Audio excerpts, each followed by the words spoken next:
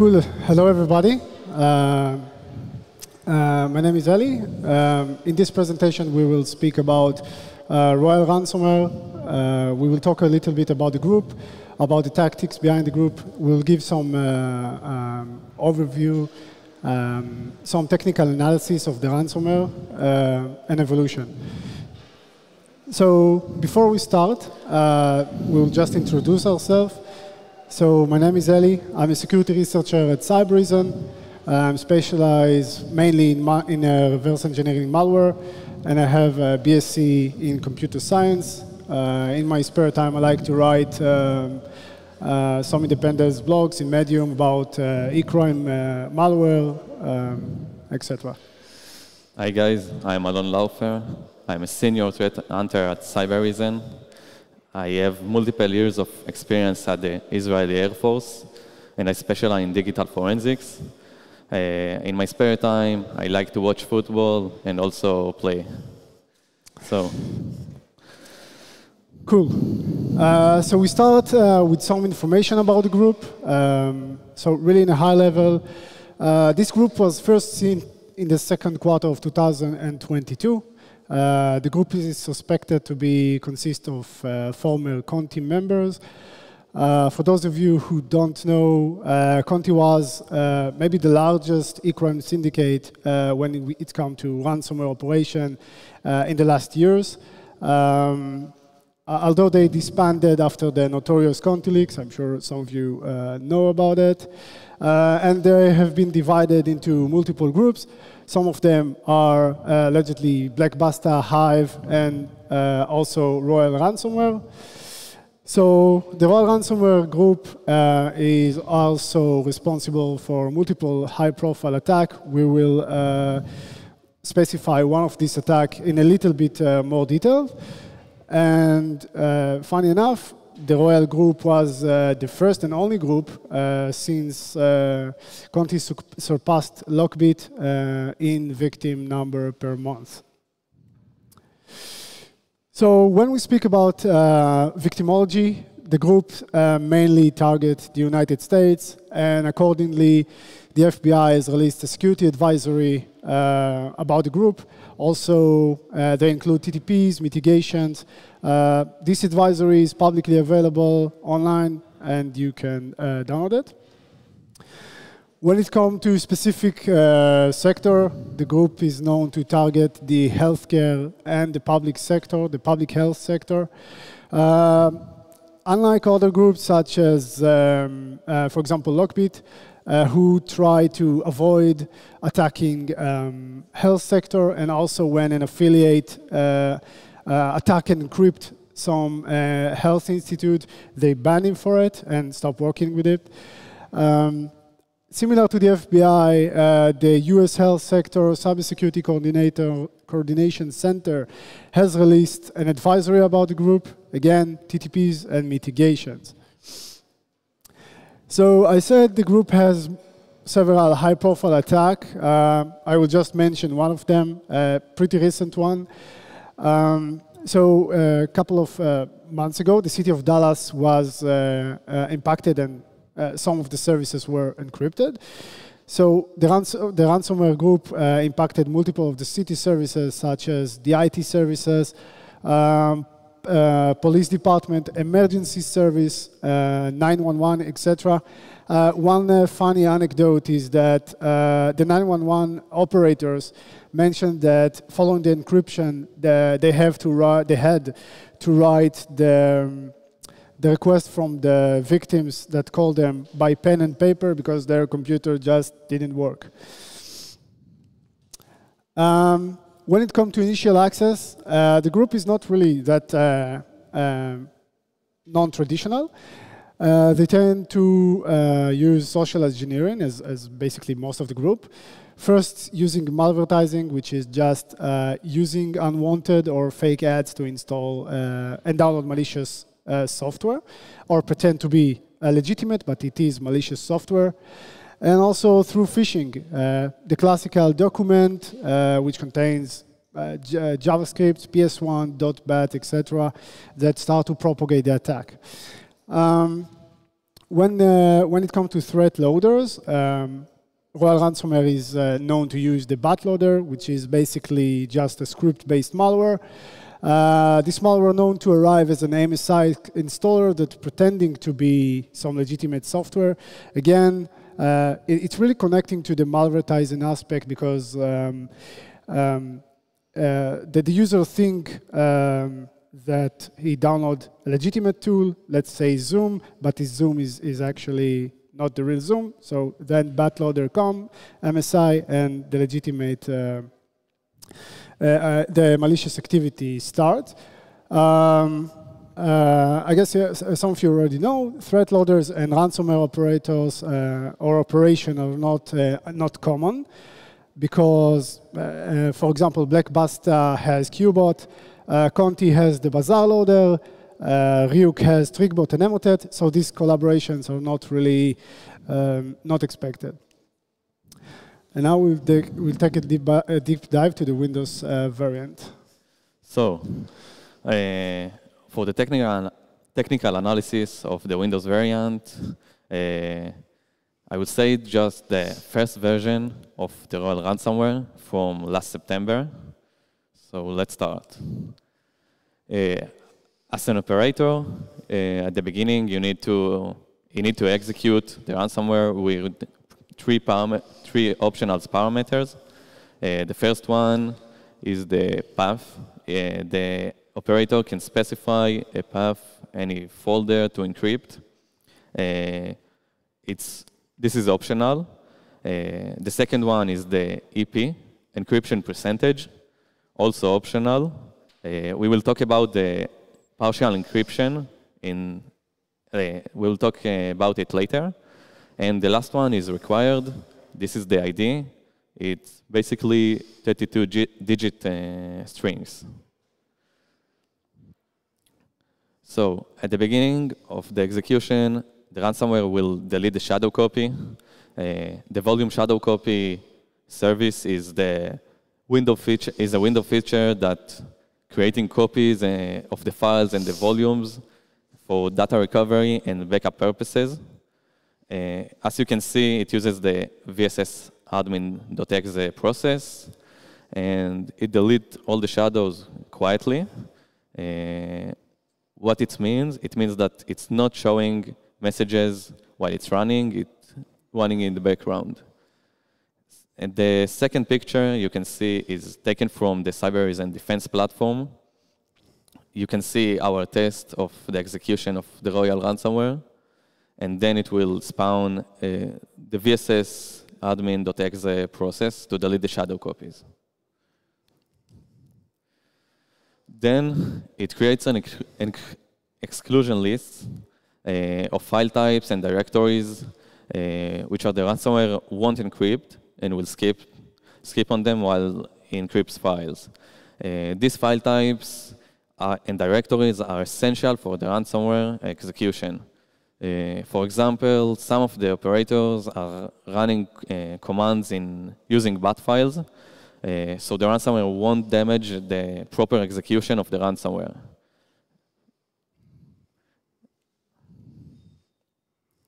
Then the ransomware will start to scan internally in the network.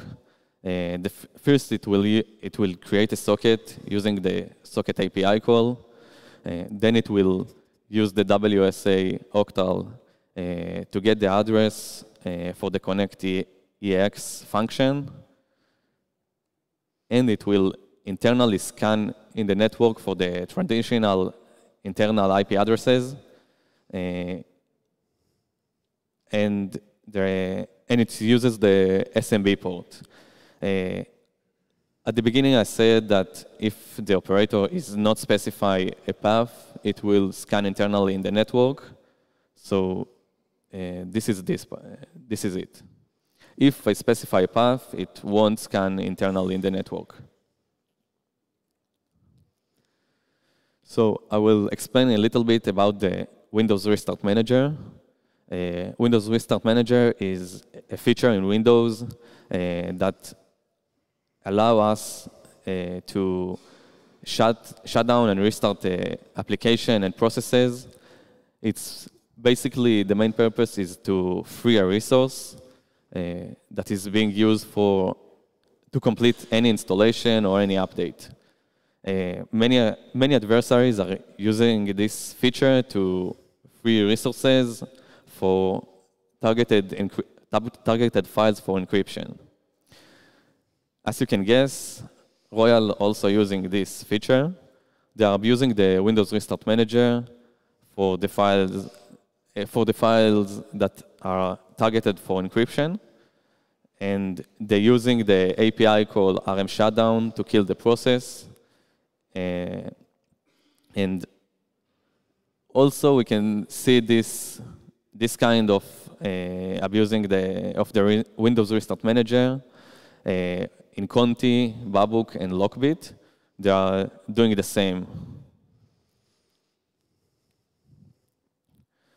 To accelerate the encryption process, the ransomware is using a multi-threading approach. The number of the threads is double the number of the processors. And for the encryption algorithms, the ransomware is an hard-coded RSA key embedded in the binary, and then it will encrypt using the AES algorithm. In our talk, we won't dig into the algorithms themselves, but I will talk about the partial encryption decision-making. So, the partial encryption. The partial encryption is determined by the EP argument, as I talked in the beginning. It should be a number between 1 to 100, and it will determine the encryption percentage of the file content that will be encrypted. For example, if the EP equals to 20, it means for every file, it will encrypt 20% of the file content. The partial encryption will take place only for files larger than 5.245 megabytes. It's a very specific number that is similar to Conti, also a link to Conti group. Here you can see an example for the partial encryption. At the picture on the left, you can see a file that we encrypted in our test using EP equals to 50. You can see the bulks of encryptions, and on the right side, you can see the same file that we encrypted with EP equals to 10, and you can see it will encrypt less data. So, what are the benefits of partial encryption? Basically, it's faster. There's less data to encrypt. And the second one, it's more evasive. It is more challenging to detect this kind of encryption by entropy-based anti-ransomware solutions. Then the ransomware will drop a ransom note in every directory that it encrypts. It contains the guidelines and the guidelines to how to contact the operator and how to pay the ransom. It should look like this. So we will go over the overview of the decision making in this ransomware. At the beginning, it will check if there is any given path argument. If there is a path given, it will go to the EP argument. If there is no path given, it will scan internally in the network and will for network resources, and will try to establish for the available one, it will try to establish connection. This is for lateral movement. Then the EP argument for EP equals to 100, it won't check the file size. It encrypts the whole content of the file. For EP between 0 to 100, it will check if the file is bigger than 5.2 megabytes, and it will encrypt the file content based on the EP. And for smaller files that are under 5.2 megabytes, it will full encrypt all the content, no matter what is the EP. And for no EP, it will encrypt as the EP was 50. The default encryption percentage in this ransomware is 50%. So it will check also for the bigger files, it will encrypt based on the EP. For the smaller files, it will full encrypt the content. So now we will go over the evolution. Cool. So as we mentioned at the beginning, our initial research was on the first observations or early versions of OL ransomware. However, as many ransomware group or threat actors, they also evolve and like to upgrade their code or product. And we will speak a little bit about it. So since appeared in the wild, approximately 45 files have been observed and identified as royal ransomware.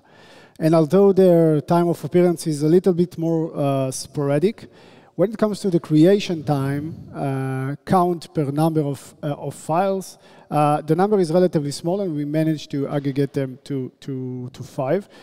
However, when we look into those files, we managed to actually separate them into 3 major groups. And in every group, we have seen some change and update, especially when it comes to the command line parameters, just to give the ransomware operators more flexibility. So as we mentioned, the first and early versions had 3 parameters. One is path, the second is ID, the third is EP, which means encryption percentage. In late 2022, actually around December, November, we have observed versions that came with additional 2 new parameters. One of them is local only, which means it just allows the operator to target and decrypt only the local machine. The second is network only, which has allowed the operator to choose if you want to scan the network, which is actually quite contrast to the path algorithm, because if in early versions, if there is no path given, it will scan the network. But I guess the operators just wanted more flexibility in that aspect. So, and the latest, at least so far, is a version that we've seen it arrived in around February, and they removed the network only and local only parameters, and they added new ones. One of them is disable safe boot, which, as the name suggests, just disable the machine the option to get into a safe mode, and we will speak a little bit about it. The second one is no protect, which is just verify if the machine is already encrypted or infected. Just a check via mutex creation, not really that much. So we'll speak a little bit about the disable safe boot parameter. So first, let's just give a little bit of an overview about the safe mode, Windows safe mode. When we start Windows safe mode, we basically start the Windows with limited functionality. It's mainly used for troubleshooting and diagnosis of issues, and it can be started without any network. So basically, we just get featureless version of Windows. So the attackers are using the process bcdedit to just delete the option and cancel it to enter a safe mode, that the safe boot optionality, and then they're just shutting down the machine. And as the ransomware group evolve, they update their Windows product. They also introduced a Linux product. We will not dig that much in details about it, but we'll do give some high-level overview. So when it comes to the similarities, again, there is the ID parameter and the option to use encrypted percentage parameter. But this version has also unique parameters such as stop VM, which killed all the VMs by the ESX CLI. We will see it a little bit in more detail. VM only, which encrypts only the VMs, the virtual machines. Fork, create a child process and encrypting using it. Logs, as its name suggests, just send logs. So let's talk a little bit about the stop VM parameter. So how does it work? Basically, the ransomware using the ESX CLI process to just enumerate and get the list of the virtual machine processes, and it just killed them then. For those of you who don't know, the VMware ESXi is basically a virtual machine management solution. Can run multiple virtual machines on one physical server, and is used by organization to reduce size of cost and increase flexibility. And because they introduced new versions, they also changed their file extensions. So if in the beginning they have only the Windows version, every file that was encrypted had appended the extension .royal. But since introducing the Linux version, the Windows encrypted files were appended the .royal_w, and the Linux encrypted file had the .royal_u, which represent, we believe, Unix. Cool. So let's just summarize everything. So when it comes to victimology, this group mainly target the United States. It has already multiple high-profile targets or victims in their arsenal, in their resume. These guys has no moral standard. They attack hospitals where some other ransomware groups avoid. Initial access, malvertising and phishing, again, traditionally using fake ads, download malicious installer. And they like to use the bootloader, threat loader. This ransomware is fast and evasive. Obviously, it's multi-threaded, so it's accelerate the encryption, and it can use the partial encryption concept. First, it accelerates the encryption because there is less data to encrypt, and the evasiveness is if we encrypt less data, it changes the entropy less, so it's less noisy for entropy-based solutions. These guys are skilled and experienced. They have past knowledge as former member of Conti Group, and they keep evolving. We see new update every couple of months. They tweak, they change, they remove, they add. And we also expected to see this further in the future. And obviously, they introduced the Linux version, so they don't aim only at one operating system.